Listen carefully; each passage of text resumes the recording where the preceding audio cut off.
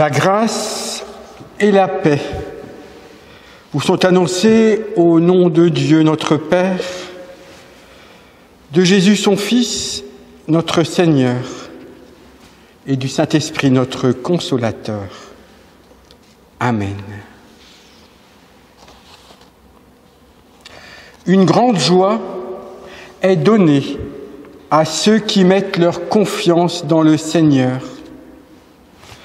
C'est la promesse qui nous est faite par la voix du prophète Ésaïe dans le mot d'ordre pour ce culte et pour la semaine qui va s'ouvrir. Voici ce que dit Ésaïe: il ne brisera pas le roseau qui ploie, il n'éteindra pas la mèche qui s'étiole. Lorsqu'Ésaïe prononça ces mots, il les adressait au peuple d'Israël, déporté à Babylone depuis 2 générations. Ce peuple rêvait de retrouver une vie à une juste place. Il avait l'impression de plus subir la vie que de la vivre. Et voici que Dieu, par la voix du prophète Ésaïe, annonce la venue d'un Sauveur qui arrivera plein de douceur pour rendre une place à ce peuple déraciné, pour entretenir son courage, pour lui promettre la réparation et la guérison. Nos vies sont à l'image de ce roseau qui plie sans se briser. Elles sont tenaces. Elles sont aussi à l'image de cette mèche qui s'étiole, qui ne brûle que d'une légère flamme. Elles sont fragiles. Mais Dieu donne courage et force à tous pour nous tenir debout. C'est vers lui que nous voulons nous tourner pour ce culte. C'est à son écoute que nous voulons nous mettre tout de suite en entrant dans ce culte par le chant. Écoute, entends la voix de Dieu.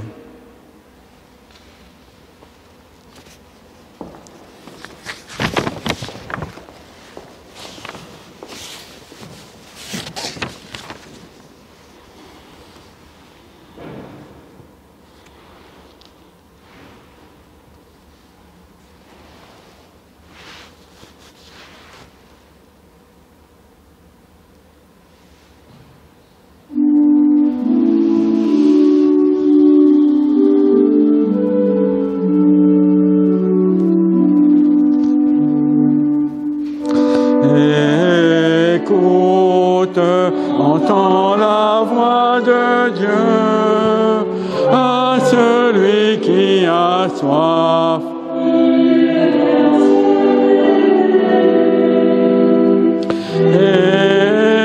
Écoute que tout en toi s'apaise et que parle ton Dieu. Écoute, laisse là ton souci.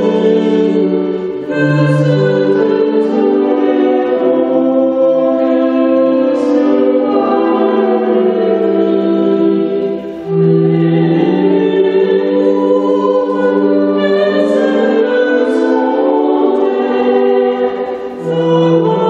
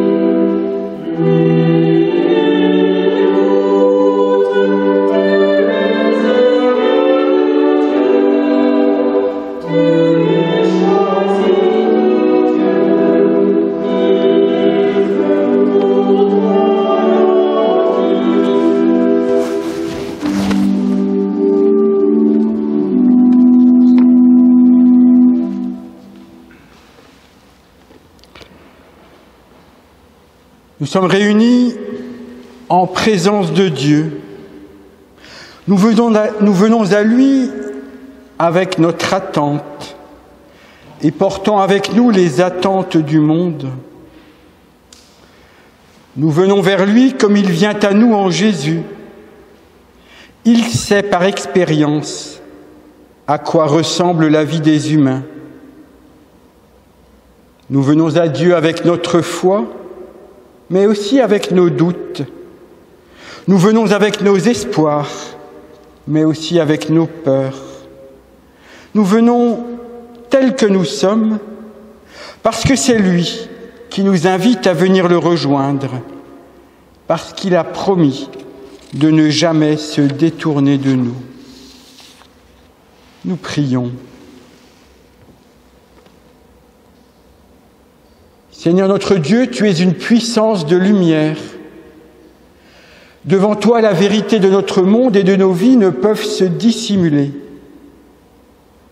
Tu vois les fragilités de nos sociétés, tu en vois aussi les forces de résistance comme de résilience. Tu vois le beau dont est capable l'humanité, tu vois aussi le moins beau. Et tu nous appelles à regarder le monde et nos vies avec ton regard. Nous te rendons grâce parce que de ce regard, jamais tu ne livres de condamnation. Nous te rendons grâce parce que tu as promis que jamais tu ne détournerais ton regard de nous. Tu ne fais que nous appeler inlassablement à la confiance, à l'espérance, dans ton amour infini. Et en Jésus le Christ, tu nous dis « Dieu a tant aimé le monde qu'il a donné son Fils unique, afin que quiconque croit en lui ne périsse pas, mais qu'il ait la vie éternelle. » Frères et sœurs, celui qui met sa confiance en Dieu et trouve sa joie en Jésus-Christ sera sauvé. Approchons-nous de lui par notre chant. Encore une fois, nous venons près de toi.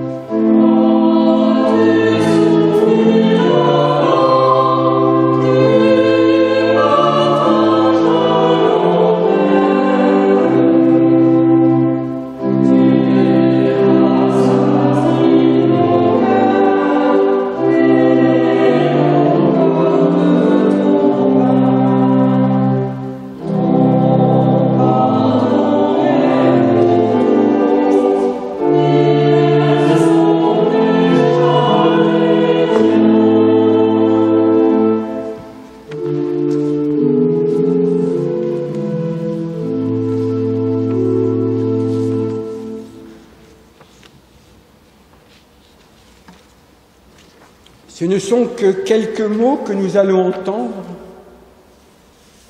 mais ces mots, par le Saint-Esprit et par notre prière, pourront devenir une parole venant de Dieu lui-même. Si nous croyons cela, cette parole pourra être pour nous une parole qui relève et qui encourage, une parole qui soigne et qui libère. Seigneur notre Dieu, nous voulons maintenant nous mettre à ton écoute. Amen. Nous entendrons tout d'abord dans la première épître aux Corinthiens au chapitre 3, les versets 9 à 17. Nous sommes des collaborateurs de Dieu. Vous êtes le chant de Dieu, la construction de Dieu. Selon la grâce de Dieu qui m'a été accordée, dit Paul, comme un sage maître d'œuvre, j'ai posé les fondations et quelqu'un d'autre a construit dessus. Mais que chacun prenne garde à la façon dont il construit. Personne, en effet, ne peut poser d'autre fondation que celle qui est en place, à savoir Jésus-Christ. Que l'on construise sur ces fondations avec de l'or, de l'argent, des pierres précieuses, du bois, du foin ou du chaume, l'œuvre de chacun deviendra manifeste, car le jour la mettra en évidence. En effet, c'est dans le feu qu'il se révélera, et l'épreuve du feu montrera ce que vaut l'œuvre de chacun. Si l'œuvre que quelqu'un a construite demeure, il recevra un salaire. Si l'œuvre de quelqu'un est brûlée, il en subira la perte. Lui, certes, il sera sauvé, mais comme au travers du feu. Ne savez-vous pas que vous êtes le sanctuaire de Dieu et que l'Esprit de Dieu habite en vous? Si quelqu'un détruit le sanctuaire de Dieu, Dieu le détruira, car le sanctuaire de Dieu est saint, et c'est là ce que vous êtes. Et je vous inviterai à vous lever pour écouter l'Évangile pour demain. Il se trouve dans l'Évangile de Marc au chapitre 7. Jésus quitta le territoire de Tyr et revint par Sidon vers la mer de Galilée, en traversant le territoire de la Décapole. On lui amena un sourd qui de plus parlait difficilement, et on le supplia de lui imposer la main. Jésus le prit loin de la foule à l'écart, il lui mit les doigts dans les oreilles, il cracha, lui toucha la langue, puis levant son regard vers le ciel, il soupira, et il lui dit « Ephata », c'est-à-dire « Ouvre-toi ». Aussitôt, ses oreilles s'ouvrirent, sa langue se délia, et il parlait correctement. Jésus leur recommanda de n'en parler à personne, mais plus il le leur recommandait, plus ceux-ci le proclamaient. Ils étaient très impressionnés et ils disaient « Il a bien fait toutes choses, il fait entendre les sourds et parler les muets. » Vers toi, j'élève mon âme, nous chantons et nous pouvons nous rasseoir pour cela.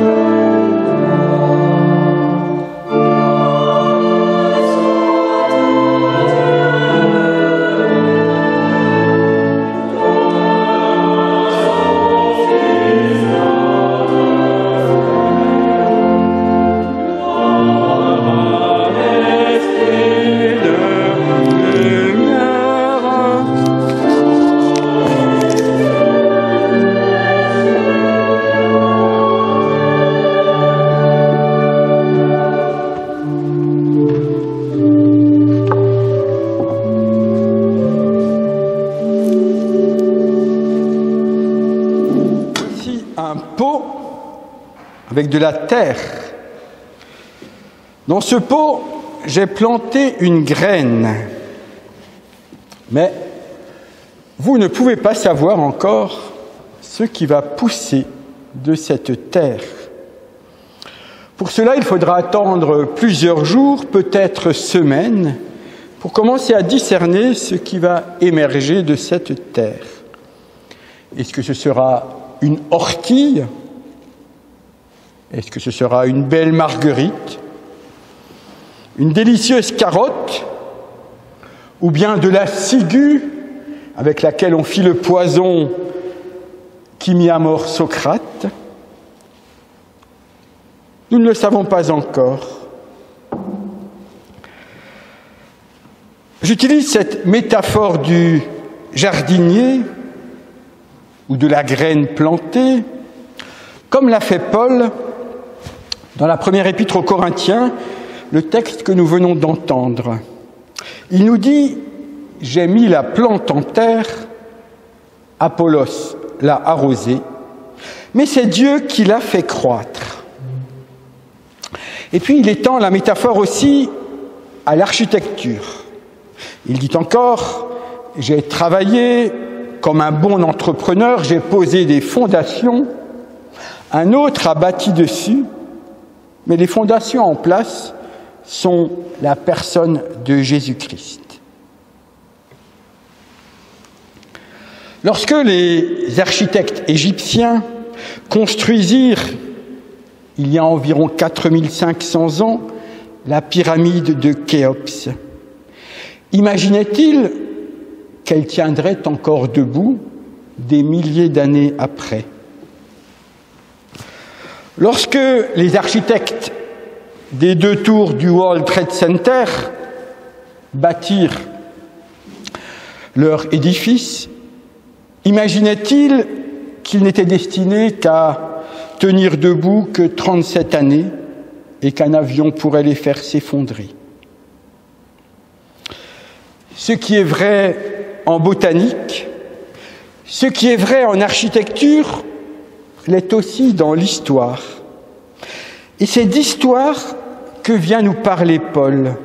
C'est en tout cas comme cela que j'entends ses propos. Ou plus précisément que de l'histoire, c'est de l'épreuve du temps. Ce que nous dit Paul, c'est que l'histoire, le temps qui passe, est comme un filtre qui épure, comme le feu. Comme le feu est utilisé par le forgeron qui frappera le métal en fusion inlassablement pour en extirper les saletés, les scories. Nous connaissons cela aussi dans la musique. Nous avons l'habitude en protestantisme historique de chanter de valeureux cantiques qui nous viennent du XVIe, du XVIIe ou du XVIIIe siècle. Mais c'est une sélection de la production de cette époque. Seuls certains chants d'alors ont traversé le temps. La grande majorité ont été oubliés. Ils ont subi l'épreuve du temps et le répertoire a été épuré. Il en va de même de la musique de variété contemporaine. Des centaines de titres de chansons sortent chaque année. Seules quelques-unes dureront. Les tubes de l'été, les chansons à la mode ne deviendront pas tous des classiques. Nous pourrions faire le même constat avec le cinéma. Qu'est-ce qui fait que telle œuvre, que tel film va devenir une œuvre culte? Ou avec la littérature. En ce moment, c'est la rentrée littéraire, ou dans quelques jours, en tout cas c'est ainsi que cela est convenu, quelques centaines de titres vont paraître. Combien deviendront des classiques? Qui sera le Victor Hugo du début du XXIe siècle? Il est difficile de le dire aujourd'hui, tant que le temps n'a pas fait son œuvre. Lesquels seront des feux de paille et lesquels passeront l'épreuve du feu, c'est-à-dire du temps? Nous ne pouvons pas le dire. Ce qui fait résister un ouvrage, une œuvre, un événement au feu du temps et de l'histoire, c'est lorsqu'il rejoint la réalité humaine, qu'il est existentiel, qu'il touche à la profondeur et à la vérité de ce que nous sommes. Au-delà de l'instant, des circonstances qui passent, il porte en lui de l'éternel. Et ce qui est éternel, c'est ce que le feu du temps ne peut pas effacer. Le philosophe Hegel dira, dans une formule devenue célèbre, « L'histoire du monde est le tribunal du monde ». Et les grands émois de notre temps, les grandes préoccupations, n'en sont-ils pas aussi les témoins? Depuis 3 ou 4 années, nous suivons le mouvement de libération ou de défense des femmes, MeToo, qui met en lumière que si la démocratie pour les hommes a à peu près 25 siècles, même si elle était imparfaite encore dans l'Antiquité grecque, la démocratie pour les femmes n'a même pas un siècle d'existence, puisque ce n'est qu'en 1944 qu'en France, elles auront le droit de vote. De la même façon, le mouvement Black Lives Matter aux États-Unis met en lumière que selon votre couleur de peau, vos droits civiques jusque dans les années 60, vos chances à la naissance pouvaient être très inégaux. Et aujourd'hui encore, je lisais il y a 2 ou 3 jours qu'un maire à la peau noire a été élu dans un petit village de l'Aveyron, suscitant l'étonnement et l'intérêt des médias, comme si cela était un événement encore extraordinaire. Il en va de même des atteintes envers les enfants. À partir des années 1980, il n'y a pas si longtemps que cela, nous les avons tous vécues, les atteintes contre les enfants vont devenir progressivement de plus en plus inacceptables. Et des polémiques concernant, par exemple, l'écrivain Gabriel Matzneff sont le signe que ce qui était acceptable ou non interrogé hier est aujourd'hui mis au ban par le tribunal de l'histoire du monde. Ainsi, en l'espace de même pas un siècle, les inégalités et les atteintes envers les femmes, les enfants, les personnes de couleur vont être jugées par le tribunal de l'histoire. Et nous pourrions y ajouter encore les personnes homosexuelles ou transgenres.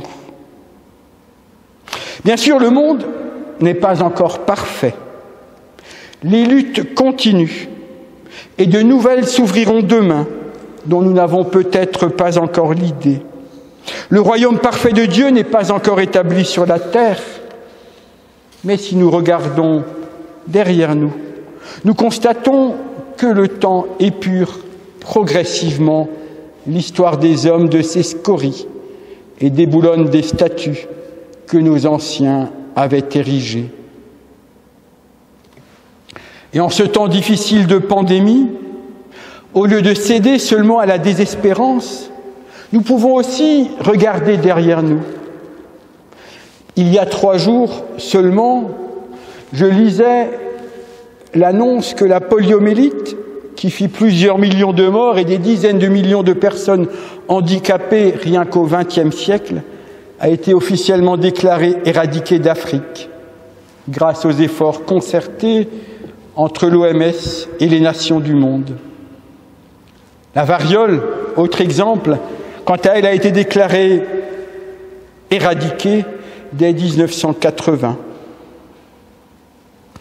Ces exemples nous aident à comprendre ce que dit Paul lorsqu'il nous dit « Certains utiliseront de l'or, de l'argent ou des pierres précieuses pour bâtir sur ces fondations, d'autres utiliseront du bois, du foin ou de la paille. Mais la qualité de l'ouvrage de chacun sera révélée au jour du jugement. En effet, ce jour se manifestera par le feu, et le feu éprouvera l'ouvrage de chacun. » Le jugement de Dieu, c'est peut-être ce feu du temps de l'histoire qui passe. Et si nous prenons notre Bible, nous pouvons faire un constat similaire. Aux 2 premiers siècles de notre ère, il y avait des dizaines d'évangiles et d'épîtres qui ont été publiés, mais seuls 4 évangiles et une vingtaine d'épîtres ont été conservés pour constituer le Nouveau Testament. De la même façon, il y avait, à l'époque où vivait Jésus, des multitudes de sectes ou de micro-religions qui proliféraient. Une seule d'entre elles a réussi à passer le filtre du temps pour devenir le christianisme. Et le christianisme, lui non plus, n'échappe pas au jugement du temps et de l'histoire. Nous le savons, son histoire n'est pas qu'une belle histoire. Le christianisme aussi a porté et continue de porter des scories qu'il est utile de passer au feu et de secouer. Nous savons bien que ni les papes, ni même Luther ou Calvin ne furent des personnes parfaites. Nous savons bien que le christianisme a pu se montrer barbare, injuste envers certains, et est probablement encore à réaliser. Mais Paul nous dit que devant le tribunal du temps et de l'histoire et de Dieu, la qualité de l'ouvrage de chacun sera révélée au jour. Les barbaries du passé ont toutes fini par s'effondrer, les empires ont fini par disparaître, mais ce qui ne disparaît pas, ce sont les fondations dans la personne de Jésus-Christ. Et nul ne peut en poser d'autres. Ce qui demeure, ce qui demeurera, ce qui traverse le temps et le feu du jugement, ce sont toujours les forces de vie qui, même dans les pires moments, continuent de briller. C'est le sens du verset placé en exergue pour ce dimanche. Dieu ne brisera pas le roseau qui ploie, il n'éteindra pas la mèche qui vacille. Cette conviction est celle de la foi. La foi en Dieu, en un Dieu qui règne sur le temps et sur l'histoire et qui est aussi valable pour nos vies individuelles. Nous-mêmes, notre vie sera un jour jugée. Nous avons parfois peur de ce mot. Oui, notre vie sera jugée au moment de notre mort. Certaines choses seront retenues, d'autres seront oubliées. Et c'est bien ainsi. Et le pardon de Dieu passera sur les choses, sur les scories qui auront besoin d'être épurées dans nos vies. Et ce jugement de Dieu, du temps et de l'histoire, s'exercera également et s'exerce déjà sur nos communautés ecclésiales et paroissiales. Nous savons bien qu'elles sont en perte de vitesse. Nous ne pouvons pas ne pas voir que la voie du christianisme et du protestantisme porte moins aujourd'hui qu'hier. Nous voyons nos assemblées se réduire en nombre.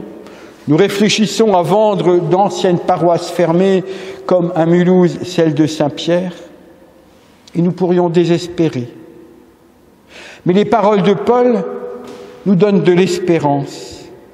Elles sont une invitation à continuer à planter, à fonder nos existences et nos actions en Jésus-Christ. Il nous dit que nous sommes des collaborateurs de Dieu. Il nous dit que notre rôle est de planter et d'arroser, et que c'est Dieu qui fera pousser. Des plantes dont nous ne savons pas à l'avance à quoi elles ressembleront, combien de temps elles dureront, mais cela fait 2000 ans que le christianisme ne cesse de se réinventer, essaye d'être toujours plus fidèle à Dieu. Si nous regardons le monde, le christianisme, nos paroisses à courte vue, nous pourrions avoir l'impression d'une absence de Dieu ou d'une victoire du mal sur le bien.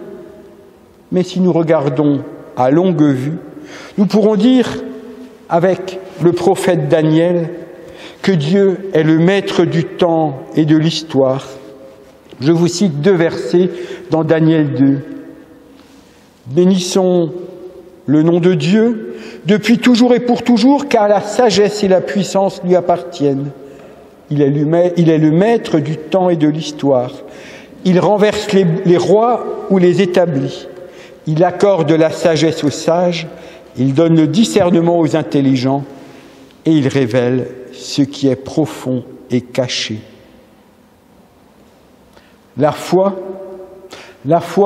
en notre Dieu, en ce Dieu de la Bible, procure le salut, c'est-à-dire la paix intérieure, c'est-à-dire cette confiance radicale en Dieu, cette certitude intime qu'à la fin, les forces de vie l'emporteront, toujours sur les forces de mort.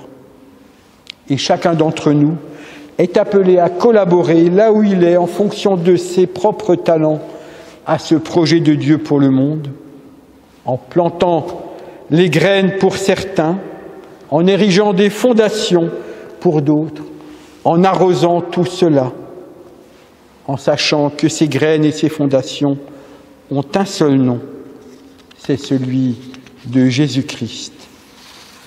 Amen.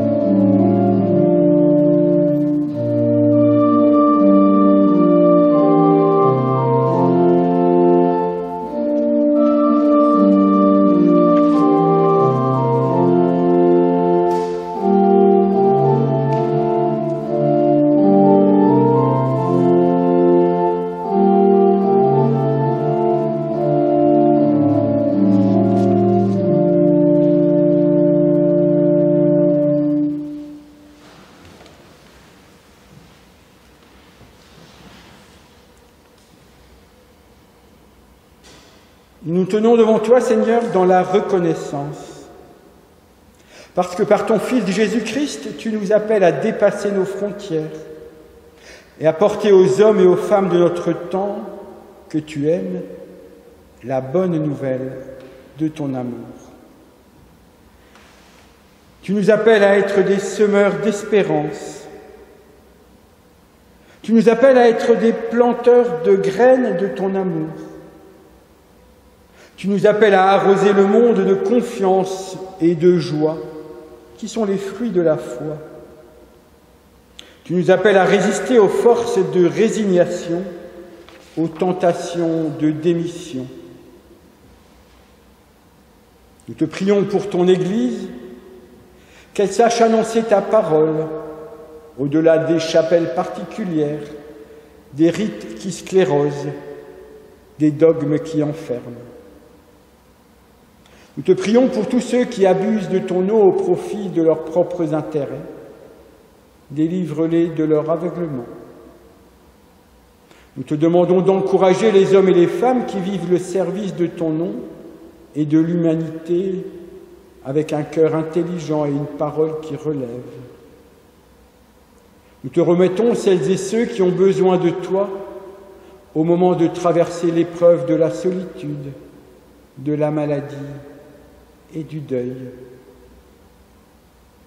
Et dans le silence, nous te nommons les personnes et les situations qui nous sont chères.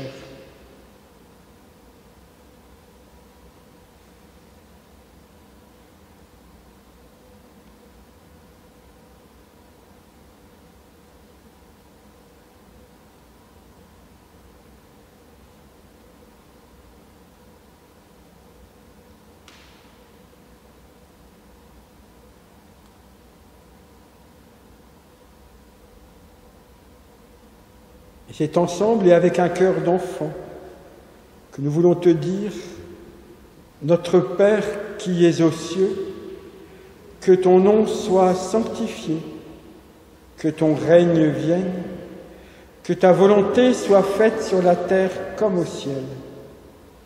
Donne-nous aujourd'hui notre pain de ce jour. Pardonne-nous nos offenses, comme nous pardonnons aussi à ceux qui nous ont offensés.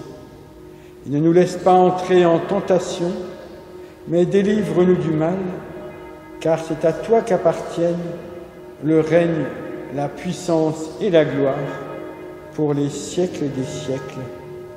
Amen.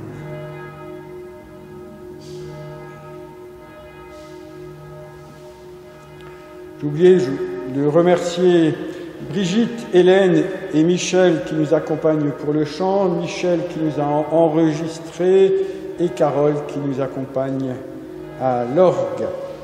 Et nous voulons terminer ce culte en chantant « Nous marchons vers l'unité ». Nous pouvons peut-être rester debout pour celui-ci.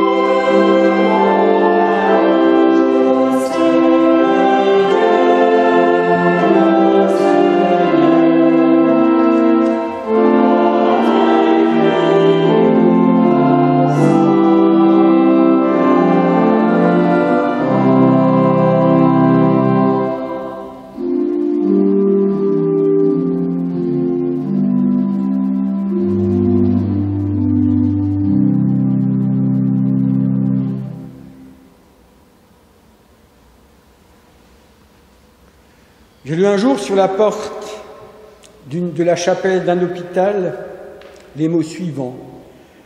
On entre ici pour aimer Dieu, on en ressort pour aimer les hommes.